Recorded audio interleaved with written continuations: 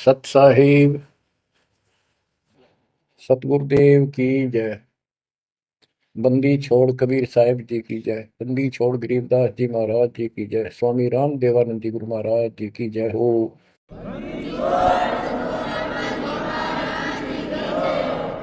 सर्व संतों की जय, सर्व भक्तों की जय, धर्मी पुरुषों की जय। श्री काशी धाम की जय, श्री सुब्राणी धाम की जय, श्री क्रोथा धाम की जय, श्री बरवाड़ा धाम की जय। सत साहिब गरीब नमो नमो सत्य पुरुष को, नमस्कार गुरु की नहीं।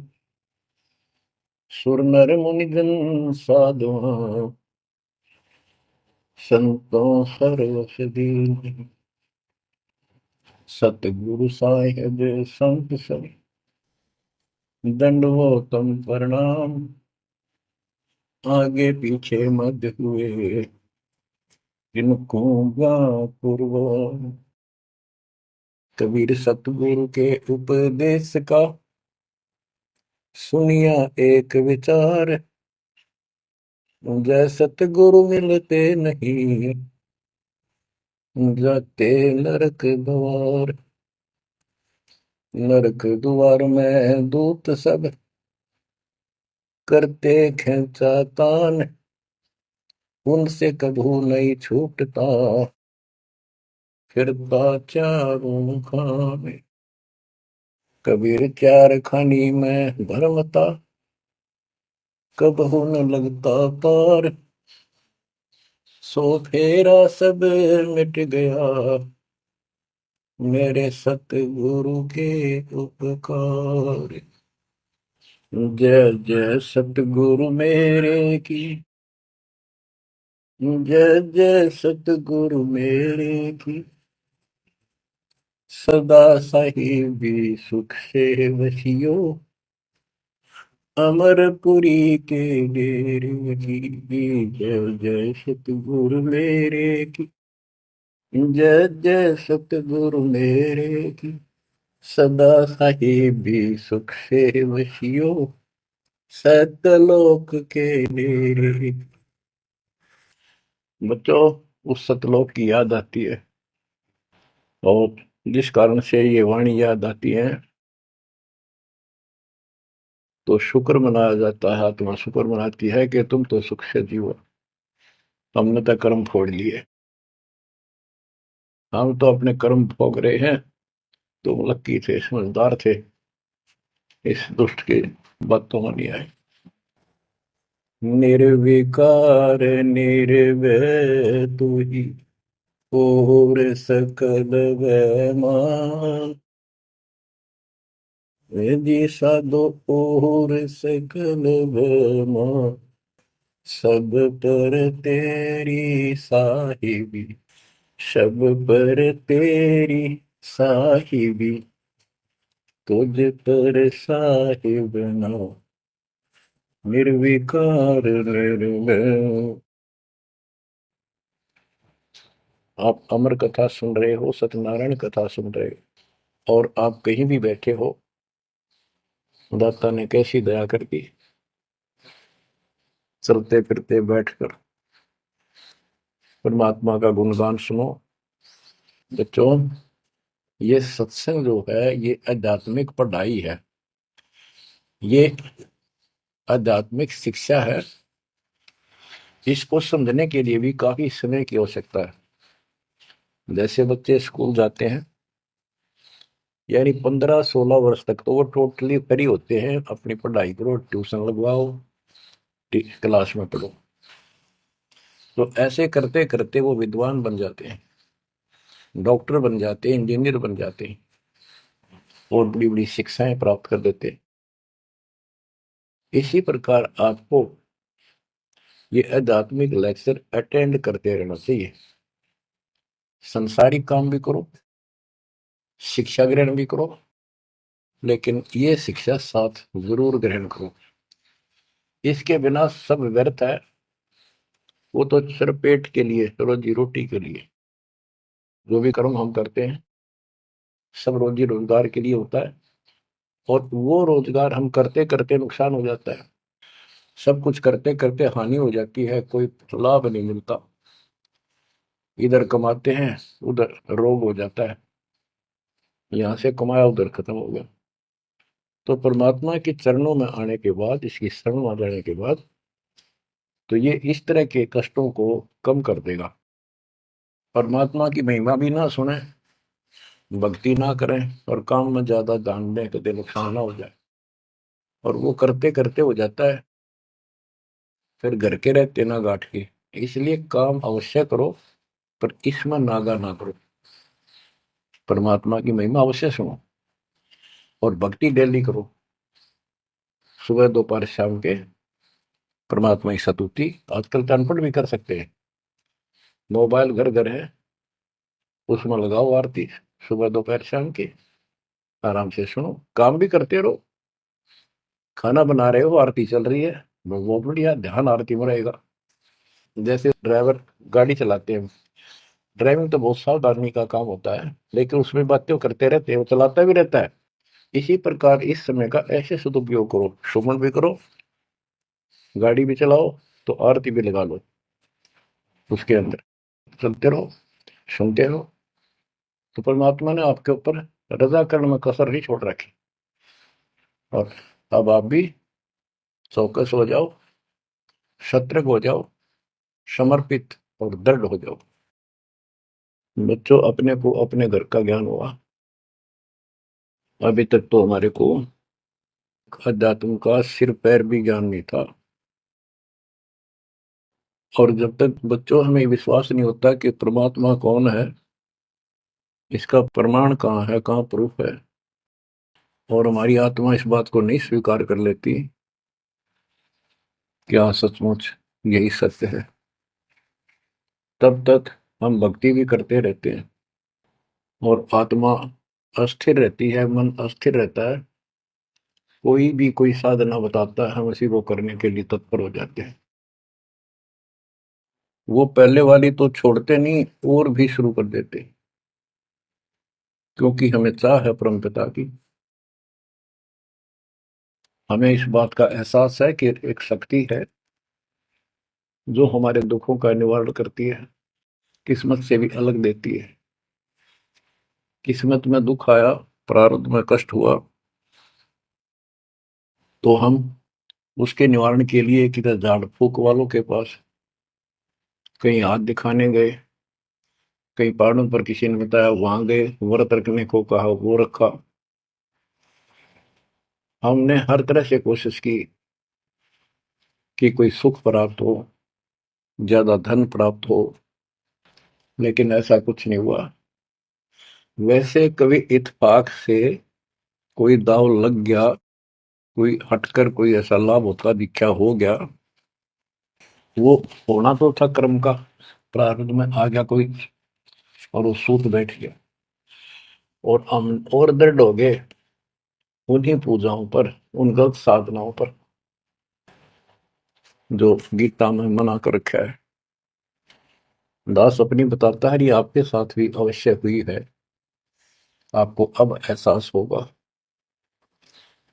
जैसे दास बचपन से रामकृष्ण और विशेषकर विष्णु जी का, कृष्ण जी का विशेष भक्त रहा है, इसके साथ हनुमान जी के प्रति भी लगन में, तड़प में, चाह में कोई कमी नहीं थी।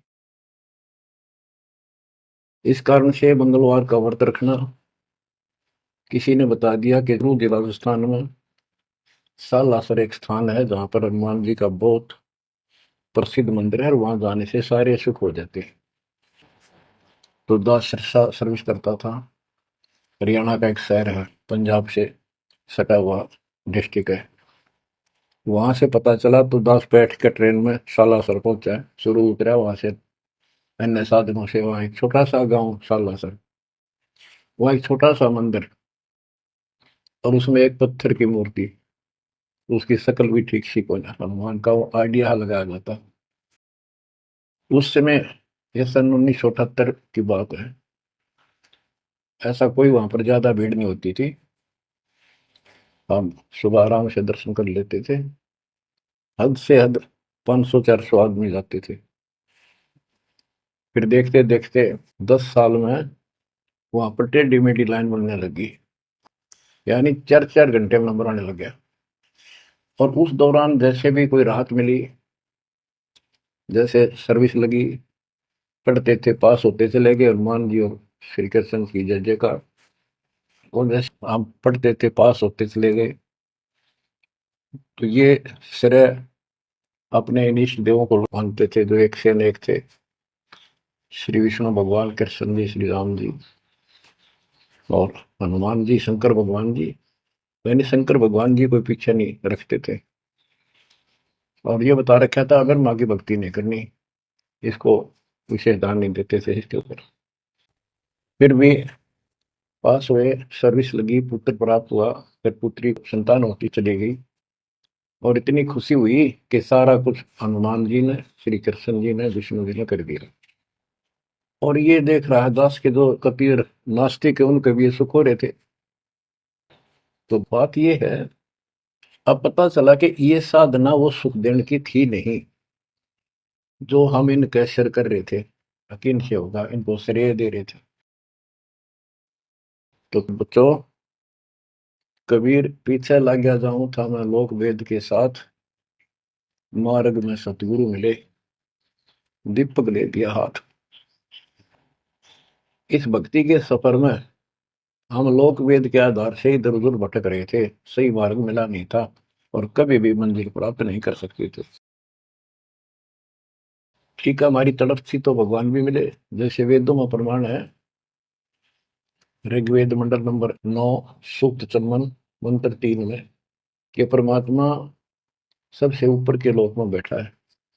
फिर ऋग्वेद मंडल नंबर 9, सूक्त 82, 1, 2, 3 में, ऋग्वेद मंडल नंबर 9, सूक्त 86 के 26-27 में।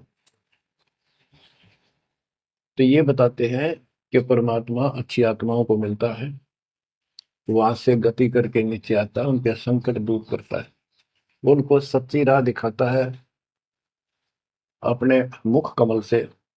ऋग्वेद मंडल नंबर 9, सूक्त 96 के 16 से 20 तक, ऋग्वेद मंडल नंबर 9, सूक्त 94 का मंत्र 2, 95 का मंत्र नंबर 1। इन सब में मिलाकर एक निष्कर्ष निकलता है कि परमात्मा ऊपर से गति करके आते हैं और यहाँ अच्छी आत्माओं को मिलते हैं। एक कविता, काव्यनों यानी लोकोक्तियों, शब्दों, वाणियों, साखियों के माध्यम से अध्यात्म ज्ञान अपने मुख कमल से बोलकर सुनाते हैं। और वो एक कवि की तरह आचरण करते हुए वर्जम घूमते फिरते और अपने मुख कमल से वाणी बोल करके भक्ति की प्रेरणा करते हैं और गुप्त भक्ति के, परमात्मा की साधना के गुप्त मंत्रों को आविष्कार करते हैं, मंत्रों का आविष्कार करते हैं। जैसे गरीबदास जी ने बताया है, कबीर साहब बताते हैं, गरीब सोहम शब्द हम जग में लाए, सार शब्द हमने गुप्त छिपाए। यानी सोहम शब्द किसी भी ग्रंथ शास्त्र में, जिनको शास्त्र मानते रहे हैं 600 साल पहले पहले, उनमें नहीं है। और सोहम नाम का प्रचलन बहुत पहले से चल रहा, पर इन किताबों में नहीं था।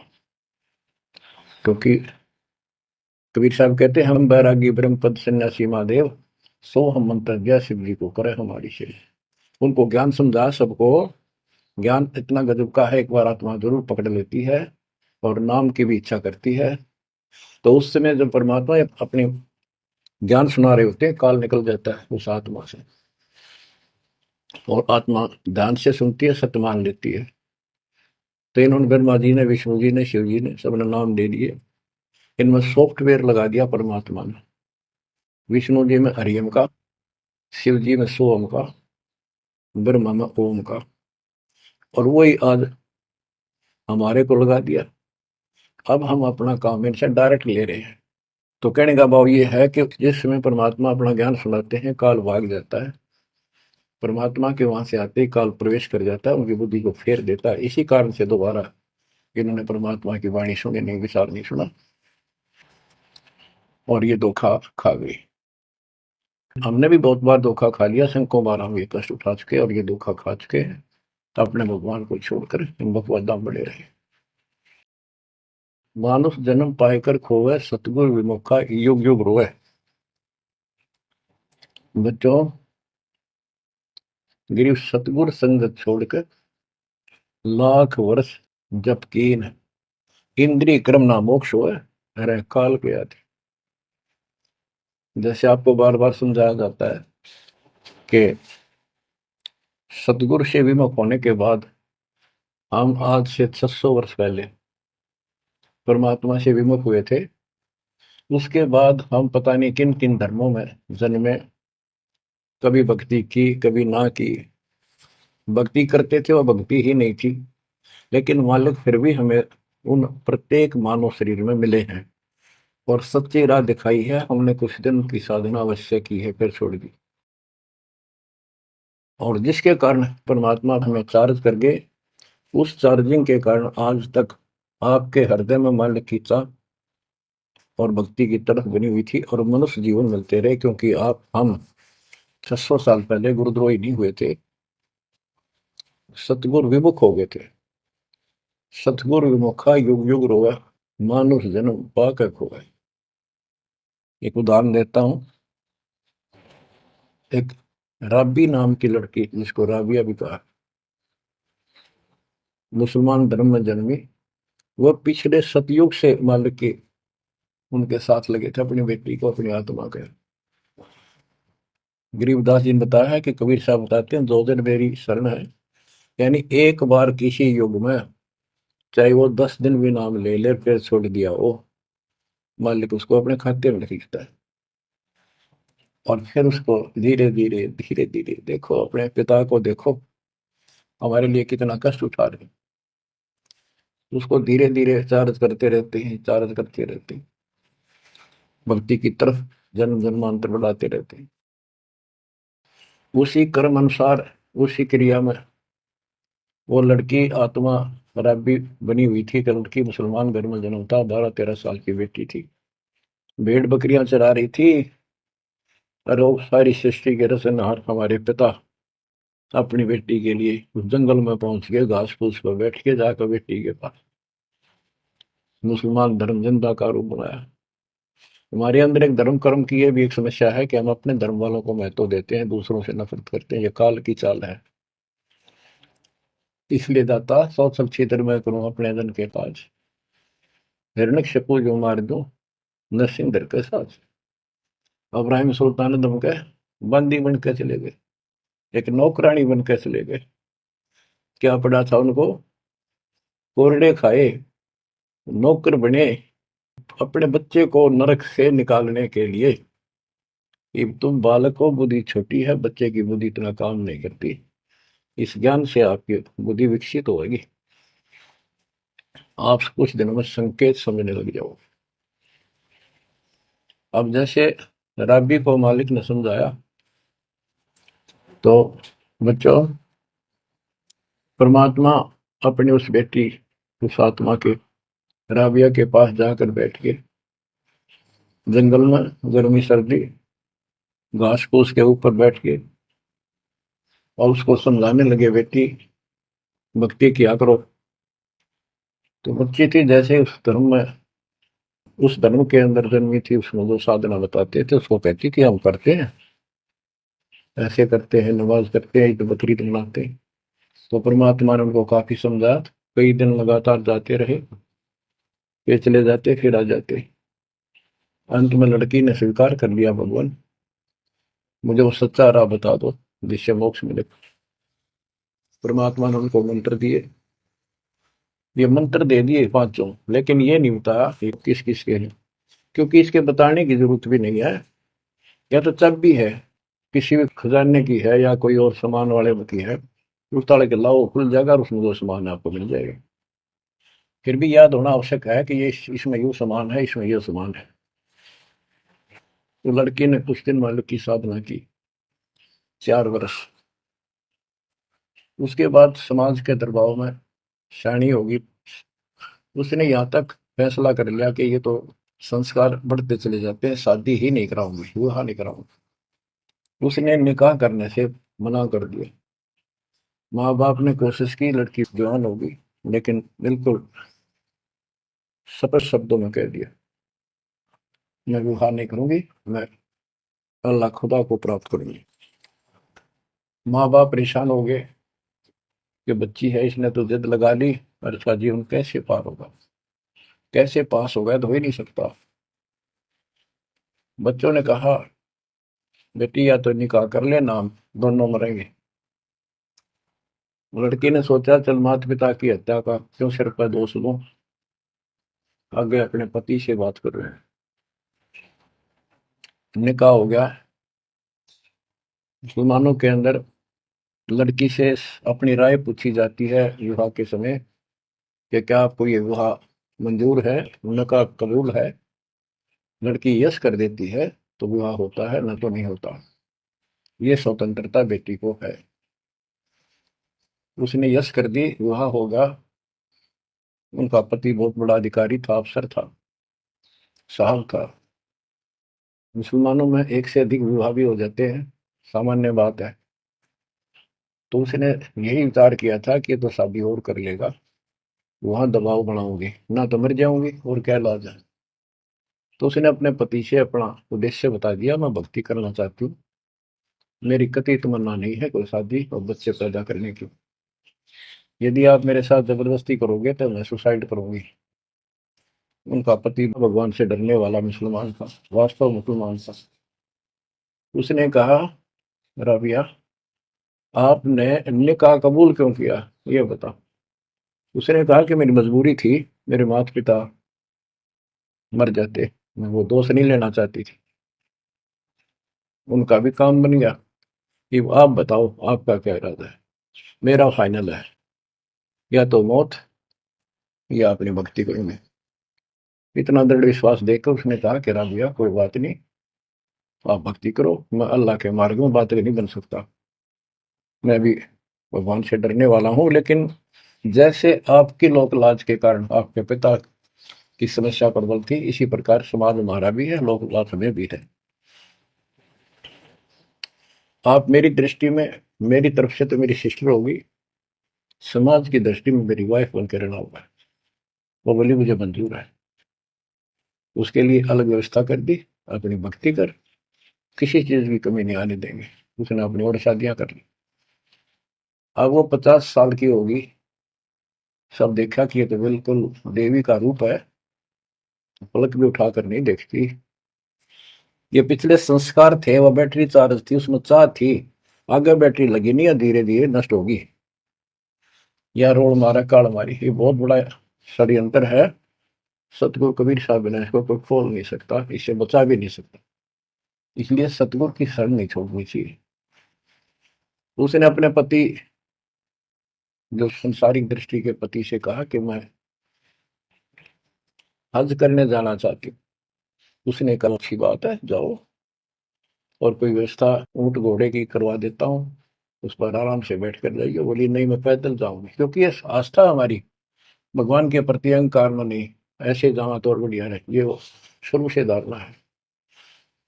उसमें साधन भी नहीं होते थे, ऊंट घोड़े होते थे, रेगिस्तान में ऊंट ही चलते थे। बोली, नहीं, मैं पैदल जाऊंगी। राबिया पैदल जा रही थी।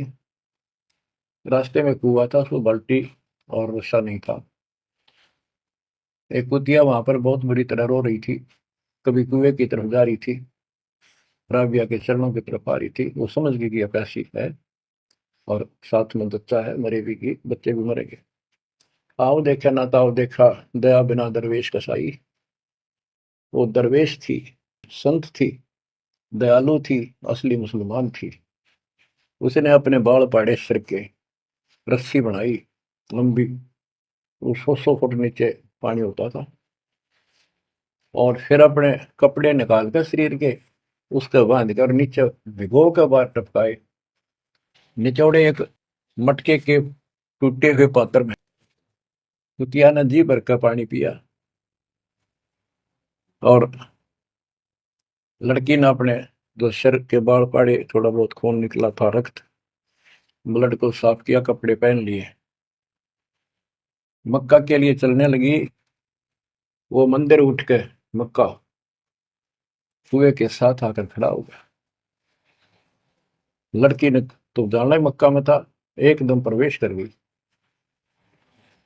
उधर इब्राहिम सुल्तान अदम की पहले बॉडी में वो आत्मा गई हुई थी, क्योंकि परमात्मा उनको भी प्रेरित करते हुए आ रहे थे। जो इब्राहिम सुल्तान अदम बाद में सम्मन बना, तो जिनको ये ज्ञान हो जाता था वो अपने धार्मिक मेलों में जरूर जाते थे औरों को समझाने के लिए। तो इब्राहिम सुल्तान अदम वाली आत्मा वहां गई हुई थी, लोगों में चर्चा हुई, वे मक्का गया कहाँ, हद होगी, मंदिर ही नहीं है यहाँ पर। तब इब्राहिम सुल्तान अदम कहता है, गरीबदास जी बताते हैं, सुल्तान अदम मक्के गया, मक्का नहीं मकान, गया रांड के लेन को यूं कह अदम सुल्तान। लोग बोले रे क्या बोल रहा था, फिर इतने में वो मक्का वापस आ जाता है। और उसमें से राबिया निकली। राबिया देखी, लोग वहां कर प्रवेश किया, देखा तो एक राबिया ने, एक लड़की, उसने अपना परिचय दिया। पूरे मुसलमान समाज में ये बात फैल गई, चर्चा का विषय बना कि भक्ति हो तो राबी जैसी, भक्ति हो तो राबी जैसी, जिसके लिए मक्का उड़ कर चला गया जहाज के समान, एयरप्लेन की समान। तो वह हज के लिए गए हुए व्यक्ति इब्राहिम सुल्तान से बोले, अरे भले आदमी, तो एक देवी को क्या कह रहा था गारंड के लेने को, नो कह तुम सुल्तान एक नकमी आत्मा को यो मक्का लेने गया है। तेरा तो भाई दिमाग खराब हो गया, इसी देवी के बारे में ऐसे शब्द बोले तुझे पाप लगेगा, दोजख में जाएगा। तब उसने उनको बताया, ये कभी आत्मा इसके लिए आए थे, इसको वहां मिले थे ऐसे ऐसे, और इसने वो सत भक्ति छोड़ दी। क्योंकि परमात्मा साधु रूप में कहीं प्रकट हो जाते हैं, ये उनका एक नियम है, अच्छी आत्माओं को मिलते रहते हैं। तो उस इब्राहिम सुल्तान वाली आत्मा को बताया था कि ऐसे एक राबी नाम की बेटी है, उसको भी मैंने ज्ञान दिया, पर नालायक ने वह भक्ति छोड़ दी, दुख पाओगी। तो उसने बताया कि इसको सत भक्ति मिली थी, डरे डोना ही है यार, उस पिछली साधना के कारण ये सब कुछ हो रहा है। परंतु उन लोगों के अबन में कहाँ समाने वाली थी अब बात, तो अक्षरों में। उस जीवन को पूरा करके वो लड़की, वो आत्मा अगले जन्म में एक बांसुरी नाम की लड़की बनी, जन्म हुआ, धार्मिक शब्द सुनाया करती थी, बड़ी प्रबल, क्योंकि प्रेरणा थी, उसमें भी अनमैरिड रही वो। और यहां तक विचार कर लिया कि ये सुना है मक्के में जो मरता है वो सीधा जन्नत में जाता है, स्वर्ग में। तो इससे बड़ी अवसर कहाँ मिलेगा, अगर दोस्ता होगी। मक्के में अपनी गर्दन काट दी और चढ़ा दी, सब जगह ये चर्चा होगी, भाई बांसुरी तो जन्नत में जाएगी, सिद्ध दरवाजे खुले हैं।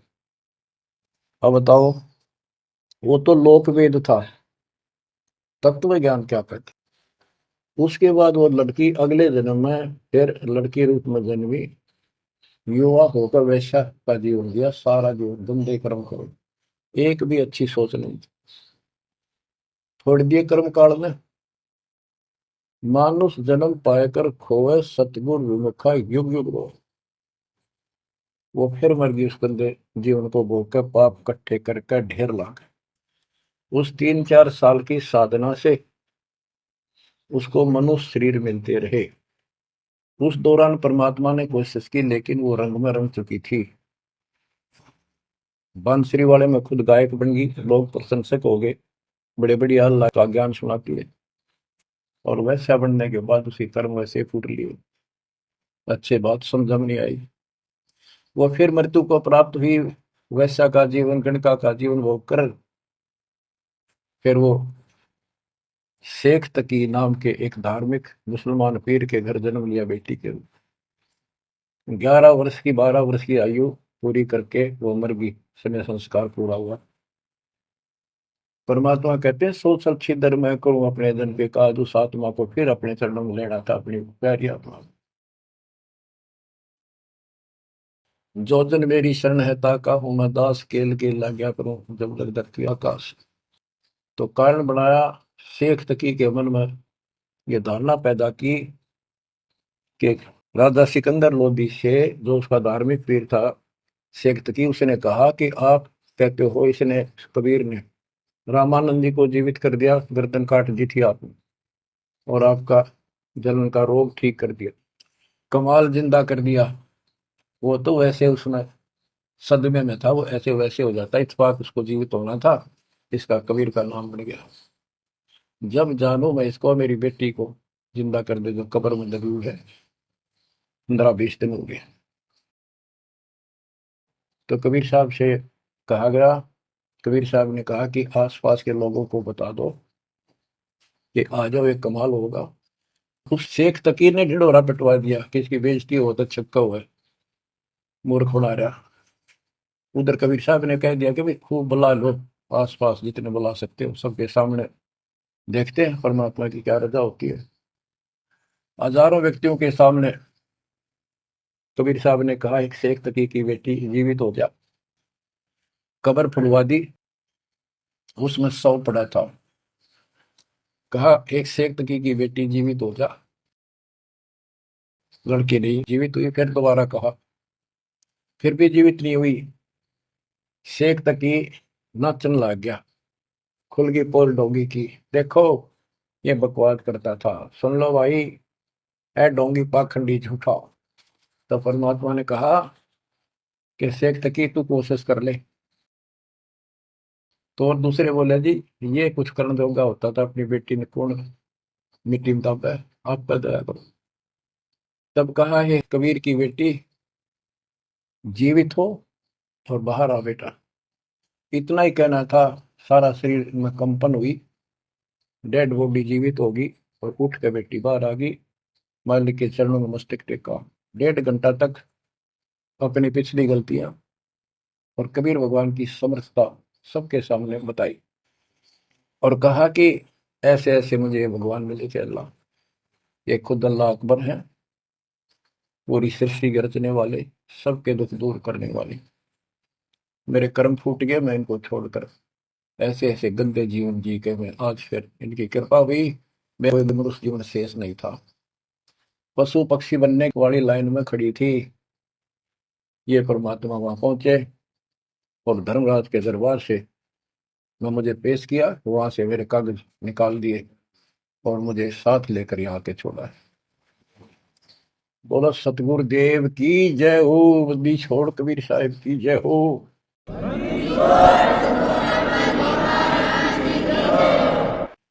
तो उसने कहा बेटी जा अपने पिता के साथ, कबीर साहब ने कहा शेख तकी के साथ। तो बेटी बोली मुझे अपना पिता मिल गया, अपना मालिक मिल गया, इसका मेरा संस्कार इतना ही था। आप मेरे पिता हो, सारी सृष्टि के मालिक हो, मैं तो आपके साथ रहूं। अपने गुरु के मैं संग संग होली, अपने गुरु के मैं संग संग होली, सखेरे मोहे नेकन आई लाज, आज मोहे गुरु दर से दिखाए। बच्चों यह बात तो बनेगी ऐसे ही। पानी कहते, देसी कहावत है, पानी तो झील में नीचे के स्थान पर आके ही टिकेगा। वैसे पलट में कितना ऊंचा चढ़ जाए, लेकिन टिकेगा वहीं आके। मन का तूफान बकवादों का, कहीं धक्के खा लो, आके बात बनेगी सतगुरु शरण। तो कहते हैं गरीबदास जी का है, गिरिव सतगुरु संगत छोड़कर लाख वर्ष जप की, इंद्रिय कर्म ना मोक्ष हो, रहे काल के अच्छी। सतगुरु पूर्ण संत की संगत छोड़कर चाहे लाख वर्ष तक ये जप करते रहियो, चाहे यही जाप करते रहना, इसका कोई यूज नहीं होगा, क्योंकि कनेक्शन कट चुका होगा, मर्यादा भंग होगी। गुरु बिन माला फेरते, गुरु बिन देते दान, गुरु बिन दोनों निष्फल है, वो व्यर्थ जाएंगे। बच्चों परमात्मा हमारे लिए भटक रहे हैं, इन पिछली गलतियों से सबक लो, इनको फिर से न दोहराना। जैसे आपको बताया है कि कबीर भगवान है, ये सारी सृष्टि के रचने वाले हैं, ये हमारे पिता, हमारे जनक है, हमारे कष्टों को दूर करने वाले संकट मोचन यही है। लेकिन हम इनको छोड़कर अन्य उपासना करते रहे हैं। जैसे गीता अध्याय 16 श्लोक 23 और 24 में स्पष्ट कर दिया है कि शास्त्र विधि को त्याग कर जो अपनी मर्जी से इच्छा से मनमाना आचरण करते, मनमानी साधनाएं करते हैं जो शास्त्रों में प्रमाणित नहीं है, उनको न तो कोई सुख हो, न कोई सिद्धि प्राप्त हो, कार्य सिद्ध हो जिससे, और न उनकी गति यानी मोक्ष हो। तो भक्ति करते इसी के लिए। ये तीनों नहीं हुए तो उस भक्ति का फायदा क्या, डरे डरने वाली बात। तो बच्चों, आपको बताया सभी वेदों और ग्रंथों से सिद्ध कर दिया कि कबीर भगवान है। वेदों को तो पूरा विश्व मानता है और हिंदू समाज तो इस पे कुर्बान है। उसके बाद दूसरा नंबर गीता वेदों से भी प्रथम आ चुकी है वर्तमान में, क्योंकि इसमें ज्ञान बिल्कुल संक्षिप्त में और बहुत तिरपाई सीरीज में। तो इसलिए इनमें सबसे आपको प्रमाणित कर दिया कि कौन सी भक्ति करनी है, कौन सी ना करनी है। गीता अध्याय श्लोक 23 में तो 16 के 23 में तो बता ही दिया कि शास्त्र विधि को त्याग कर नाचन करते उनको कोई यूज नहीं। 24 में कहा कि इससे तेरे लिए अर्जुन शास्त्र ही प्रमाण है, कर्तव्य जो साधना करने योग्य है और अकर्तव्य जो ना करने वाली है, इन्हीं के आधार से करो। गीता अध्याय 9 श्लोक 25 में कहा कि भूत पूजने वाले भूतों को प्राप्त होंगे, पितर पूजने वाले पितरों को प्राप्त होंगे, देवताओं की भक्ति करने वाले देवताओं को प्राप्त होंगे, और मेरी भक्ति करने वाला मुझे प्राप्त होगा। अपनी साधना का पूरी गीता में 8 में जाएंगे 13वें श्लोक में एक मंत्र बताया है, ओम इति एक अक्षरम, ओम इति एक अक्षरम व्यवहारण माम मम ब्रह्म अनुसमरण, ओम इति एक अक्षरम मम मम ब्रह्म यह प्रयाति तजन देव से याति परमात्मा। मुझ ब्रह्म का केवल एक ही मंत्र है जिसका जाप करना अंतिम सांस तक जो इसकी साधना करता है वो मेरे से इस ओम से प्राप्त होने वाली गति को प्राप्त होता है। वो गति कौन सी है, इसके लिए आपको, क्योंकि ये एक लेक्चर है, पीरियड है जो दास आपको दे रहा है, और इसमें टीचर पहले दिन से लेकर 1 साल तक यह पढ़ावा है, तब जाकर के बच्चों के दिल में स्वभावत है 100 बार पढ़ा ले तो भी पढ़नी पड़ती है, तभी उसके ऊपर विश्वास उतर जाता है, वो हृदय में जम जाती है। श्री देवी भागवत के 6ठे स्कंद में हिमालय राजा को वो देवी का परम भगत था, कुछ बातें नहीं हो रही थी, तो उसने कहा मुझे मोक्ष दो। धन तो बहुत दे दिया आपने, तो उसने कहा मोक्ष, ये झूठ बोले ने ज्ञान तय नहीं, और उस भक्ति का ज्ञान इनको, क्योंकि उन्होंने खत्म कर दिया जो मूल ज्ञान था, सूक्ष्म वेद का वो पार्ट हिस्सा। तो इसने कहा कि ओम का जाप कर, राजा हिमालय से श्री देवी ने कहा, दुर्गा ने, ओम का जाप कर और सब बात छोड़ दे, वो ब्रह्म दिव्य आकाश रूपी ब्रह्म लोक में रहता, उस ब्रह्म को प्राप्त हो जाओगे, तुम्हारा कल्याण हो। गीता अध्याय 8 श्लोक 16 में बताया है कि ब्रह्म लोक में गए वे भी सब पुनरावृत्ति में है। गीता चारों वेदों का सारांश है, ये वेद है। जितना इसमें वेदों वाला ज्ञान है वो सत्य है, कुछ काल ने अपना मिलावटी किया है, वो अलग दिखाई देता है, वो केवल युद्ध कराने के लिए अटकलबाजी इसने की है और बीच में अपना तड़का भी लगाया है। वो साफ निर्णय हो गया, क्योंकि सूक्ष्म वेद सब कुछ है, उससे सभी छट गया अलग अलग से, ये गलत है ये ठीक है। तो ब्रह्म लोक में गए वे भी पुनरावृत्ति में पुनर्जन्म होता है। गीता अध्याय 4 श्लोक 5 में इसने स्पष्ट कर दिया, तुम तेरे मेरे बहुत जन्म हो चुके हैं, तू नहीं जानता नहीं है। गीता अध्याय 2 श्लोक 12 में यही 10 के 2 में बताया कि मेरी उत्पत्ति तो हुई है, लेकिन ये ऋषि देवता नहीं जानते, क्योंकि ये मेरे से उत्पन्न हुए। फिर उस ज्ञान को, जैसे जहां से शुरुआत हुई थी कि परमात्मा सतलोक से सबसे ऊपर के लोक में रहता है, वहां से चलकर गति करके आता है, अपना सच्चा ज्ञातम ज्ञान खुद बोलकर बताता है। गीता अध्याय 4 श्लोक 32 में, ये कोड वर्डों में है गीता ज्यादातर, उसने बताया कि जो ज्ञान ब्रह्मणे मुखे सचिदानंद घन ब्रह्म ने अपने मुख कमल से बोली वाणी में बोला है, उस वाणी में संपूर्ण विस्तार के साथ लिखा है, उससे ये पूर्ण मोक्ष होगा, फिर कभी जन्म मरण नहीं होता। उसके बारे में चौथे अध्याय के 34वें श्लोक में कहा है कि उस ज्ञान को तत्वदर्शी संतों के पास जाकर समझ, उनको दंडवत प्रणाम करने से, कपट छोड़कर उनकी सेवा करने से वो तत्वदर्शी संत जो तत्व ज्ञान का उपदेश करेंगे। गीता अध्याय 15 श्लोक 1 में स्पष्ट कर दिया है, जो इस उल्टे लटके हुए संसार रूपी वृक्ष की के सभी विभाग का नारा नारा ज्ञान बता देता, सभी विभागों का पार्षद सवेदवित व वेद के तात्पर्य को जानने वाला है।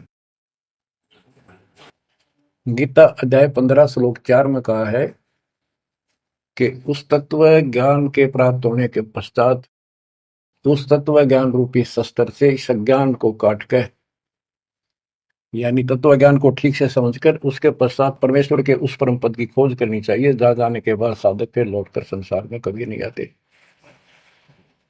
और उसी की भक्ति करो जिसने सारे संसार रूपी वृक्ष को बनाया है, सृष्टि रची है। बच्चों, ये है वो तत्व ज्ञान, ये है वो मूल ज्ञान, सार ज्ञान, निष्कर्ष निकाल के रख दिया गया है। अब गीता बोलने वाले ने कहा है कि उस तत्व ज्ञान के अंदर सब कुछ निष्कर्ष है, उसको समझो। यही कुरान शरीफ के अंदर, कुरान मजीद के अंदर सूरत फुरकानी 25 आयत 52 से 59 में यही स्पष्ट किया है, वो कबीर नाम का परमात्मा है जिसने सारी सृष्टि रची, जिसने सब आपको संतान माता पिता का रूप दिया, सबके कर्मों को वो काटने वाला है, सबके कर्मों को ठीक से जानता है।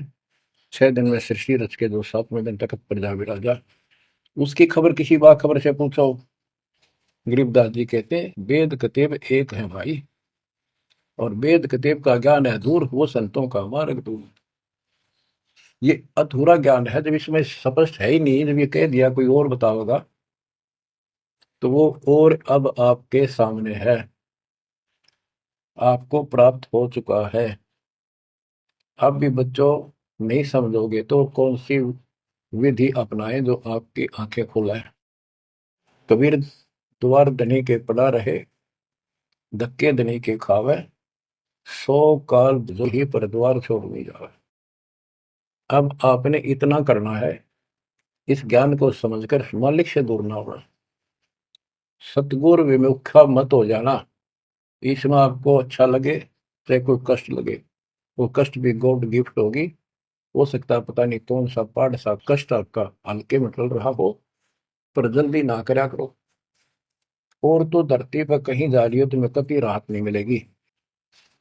तो बच्चों, मानत ना मन मोरा साधो, मानत ना मन मोरा रे, बार बार मैं ये समझाऊं जग में जीवन थोड़ा रे, बार बार मैं ये समझाऊं जग में जीवन थोड़ा। दुविधा दुर्मति चतुराई में जन्म गया नर तोरा रे, अब भी आने में लो सत्संग में, करो गुरु ज्ञान पर गौरा रे। अब भी आने में लो सत्संग में, करो गुरु ज्ञान पर गौरा रे। शरण पड़े को गुरु संभाले, जाने का बालक भोला रे। कह कबीर तुम चरण चित राखो, जो सुई में डोराए। कह कबीर तुम चरण चित राखो, जो सुई में डोरा रे। मानत ना मन मोरा साधो, मानत ना मन मोरा रे, बार बार मैं ये समझाऊं जग में जीवन थोड़ा रे। बच्चों, जैसे धागा सुई में चिपका रहता है, ऐसे लटके रहियो परमात्मा के दास के चरणों, मोक्ष मिलेगा सत्साहिब।